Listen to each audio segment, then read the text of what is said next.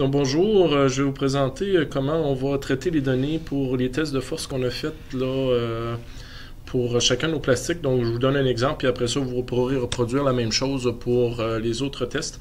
Donc pour chacune de vos données, normalement vous vous êtes envoyé un courriel avec pour exporter vos données, là. Donc moi j'ai une donnée qui est ici. Normalement vous allez avoir le titre exemple poil ou original ou laine minérale. Donc tout ce qu'on a à faire, c'est de venir le télécharger. Donc, dans Chrome, ce que vous allez avoir l'exportation qui va apparaître dans le bas. Vous cliquez tout simplement une fois dessus, puis il va ouvrir automatiquement le logiciel Excel pour être capable de traiter les données. Donc, tout dépendant si vous avez bien fait les tests ou pas. Là, donc, j'ai pris un exemple.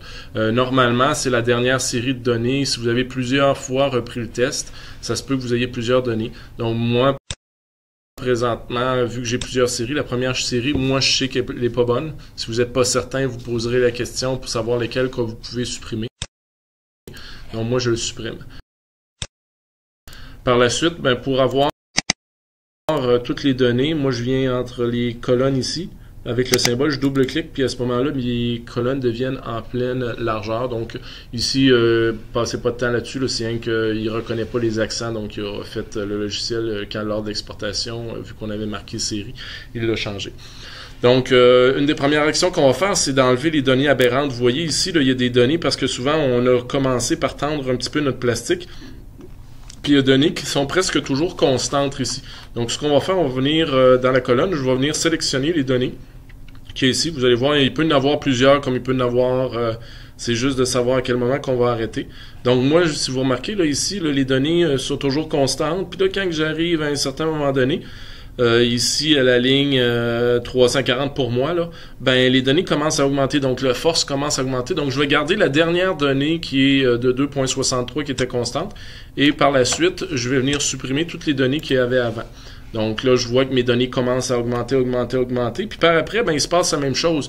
Mes données vont se mettre à descendre, puis après ça, ils vont demeurer presque toujours constantes. Donc je vais venir sélectionner les données qui sont par la suite. Donc je vais garder une qui est proche de 0.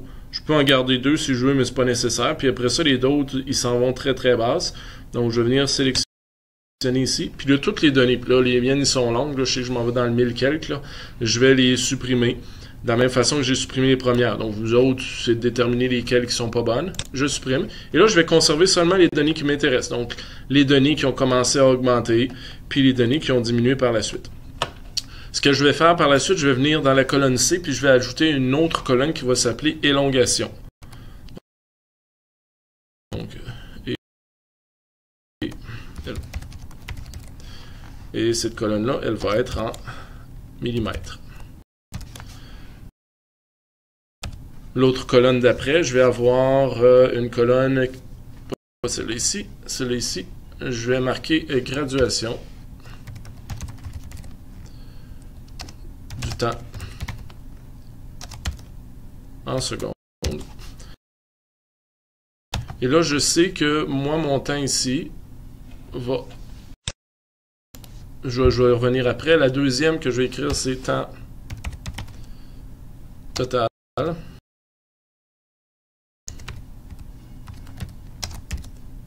En secondes également. L'autre, ça va être élongation totale en millimètres. Et la dernière, graduation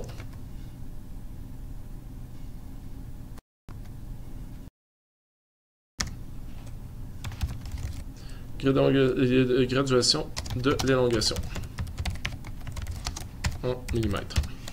On pourrait être capable de prendre la totalité de données. Je vais juste venir agrandir la colonne comme j'ai fait pour les autres. Et là, je vais venir rentrer les données. Graduation du temps. Bien, si je regarde dans le temps, présentement, je passe de 16,85 à 16,9. Donc, si je fais 16,9 moins 16,85, ça me donne 0,05. La deuxième, le temps total, ben pour le trouver, ce qui va être facile, je vais venir ici remplacer la première valeur par 0, puis la deuxième par mon pas de graduation de 0,05. Donc, ça sera à vous autres à déterminer si c'est ça. je viens choisir les deux premières, puis là, ben, on peut faire une numérotation automatique jusqu'à la dernière donnée. Donc, ma dernière donnée, moi, c'est 2 secondes. Donc, je vais venir ici, mon temps total est donc de 2 secondes. Ça pourrait être 2,05, ça va dépendre de ce que vous allez avoir conservé comme donnée. L'élongation totale, ben ça, c'est une donnée que vous allez avoir mesurée dans votre tableau de résultats que vous allez avoir fait avant. Donc moi, ça me donnait 3,5 mm d'élongation totale. C'est important de mettre des virgules, pas des points, parce que le logiciel ne le reconnaît pas en français. Puis la graduation de l'élongation, ben là, c'est un calcul. Donc on se rappelle, pour faire un calcul, ce que je peux faire, je vais marquer égal au début. Et là, ce qu'il faut que je fasse, je vais venir sélectionner les 3 cellules qu'il y a ici individuellement. Donc, ce que je veux faire, je veux prendre la cellule de graduation du temps ici. Je veux la multiplier.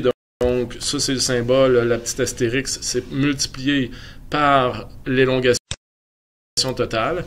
Et je veux diviser par le temps total. Donc, il va faire la valeur qu'il y a dans la colonne F1 fois la valeur qu'il y a dans la colonne F3 divisé par la valeur qu'il y a dans la colonne F2. Je pèse sur Enter et il va me faire le calcul. Donc, il me dit que ici, mon élongation, chacun des pas de graduation qu'il va avoir ici, ça va être de 0,075. Donc, ma première colonne, je marque 0. La deuxième, ça va être 0,0875. Et là, ce que je peux faire, c'est la même chose. Je vais sélectionner mes 2 premières colonnes de cette colonne, les 2 premières cellules de la colonne, et je vais tirer cette boîte-là jusqu'en bas, jusqu'à mon 2. Normalement, la valeur qu'il y a à la fin ici, le 3.5 devrait être la même valeur que le 3.5. Si c'est pas là, c'est peut-être que l'arrondissement ici n'est pas bon. Vous levez mon main, je pourrais vous donner un coup de main pour cette partie-là. Mais normalement, le calcul devrait fonctionner. Maintenant, je peux utiliser, parce que nous autres, on veut un graphique de l'élongation en fonction de la force, de la force en fonction de l'élongation. Donc, ce qu'on va faire, on va venir sélectionner les données de ces 2 colonnes-là, donc de la première à la dernière. Et par la suite, on va venir dans Insertion. On va insérer un graphique nuage de points, mais on va choisir avec une courbe lisse. Présentement, mes données ne sont pas tout à fait bonnes, mes axes sont inversés. Donc, pour les remettre dans le bon ordre, ce qu'on va faire, on va venir dans Sélection des données. Une fois qu'on va être dans Sélection, donc on doit être dans Création, Sélection des données, on va venir dans Modifier la série. Et ce qu'on va venir choisir, c'est qu'est-ce qu'on veut sur l'axe des X. Donc, on dit ici valeur de la série abscisse X. On va venir ici. Et ce qu'on veut avoir, nous autres, sur l'axe des X, c'est l'élongation. Donc, je vais venir sélectionner mes valeurs de 0 à 3.5. Une fois que c'est fait, je vais venir, qu'est-ce que je veux sur la valeur des Y? Donc, je vais venir cliquer ici sur l'extrémité. Je vais venir choisir les données des forces. De la première à la dernière. Et une fois que c'est fait, ben, mon graphique, lui, il va être bien dessiné. Je vais venir cliquer sur OK. Mon graphique est ici. Pour le reste, ce qui va être plus facile, c'est placer le graphique. Venez ici, déplacer le graphique, puis choisissez sur une nouvelle feuille. Il va être plus grand, ça va être plus facile à travailler. Et là, on va aller dans Disposition. Là, dans l'onglet Disposition, on va venir choisir qu'est-ce qu'on a comme valeur ici. Première des choses, moi, je vais supprimer la légende, parce qu'avec une seule courbe sur un graphique, on n'a pas besoin de légende. Je vais venir placer le titre du graphique au-dessus du graphique. Donc ici, je vais venir pouvoir changer le titre du graphique. Donc, on va marquer force en fonction de l'élongation. Puis là, ben, entre parenthèses, je vais marquer c'était quel plastique que j'avais. Donc, moi, c'était original. Excusez, O-R-I-G original. Vous autres, ça pourrait être poil, ça pourrait être fil de 1 cm ou quoi que ce soit. Donc, il faut identifier c'est quoi notre graphique correctement. Par la suite, ben, je vais venir mettre un titre à mes axes. Donc, une à la fois. Ici, ça va être élongation en millimètres. excusez, en millimètres, avec l'unité de mesure toujours. Oups. Par la suite, je vais venir faire le titre sur l'axe des Y. Donc, même chose. Je vais venir écrire comme titre force en Newton. L'étiquette de données, je n'ai pas de besoin. Les axes, c'est correct. Le quadrillage, je vais venir pour les deux choisir un quadrillage primaire et secondaire. Comme ça, si j'ai besoin de prendre des données, ça va être plus facile d'avoir un plus grand quadrillage. Dernière chose que je vais vous demander de faire pour être capable d'identifier lors de l'impression, vous allez venir dans Insertion, zone de texte, et dans le haut ici, vous allez marquer votre nom.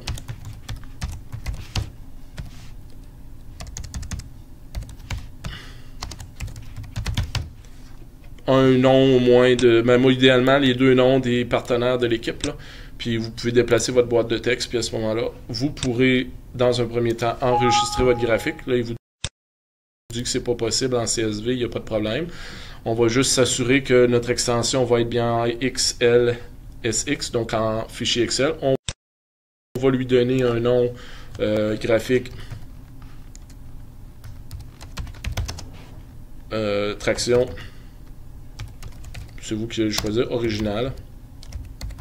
Je vais juste m'assurer de l'enregistrer dans mes données à moi, excusez, dans mes documents, pour être capable de le récupérer plus tard. Puis une fois que c'est fait, j'enregistre. Et par la suite, la dernière chose, il vous reste tout simplement à venir imprimer. Donc quand vous allez imprimer, juste vous assurer que l'imprimante que vous allez utiliser va bien être l'imprimante soit Science ou B383. Les deux sont les mêmes, donc s'assurer que c'est cela. Sans ça, il ne vous sortira pas dans le local. Donc je vais choisir et on va imprimer le graphique. Vous pourrez à ce moment-là aller choisir, chercher votre graphique.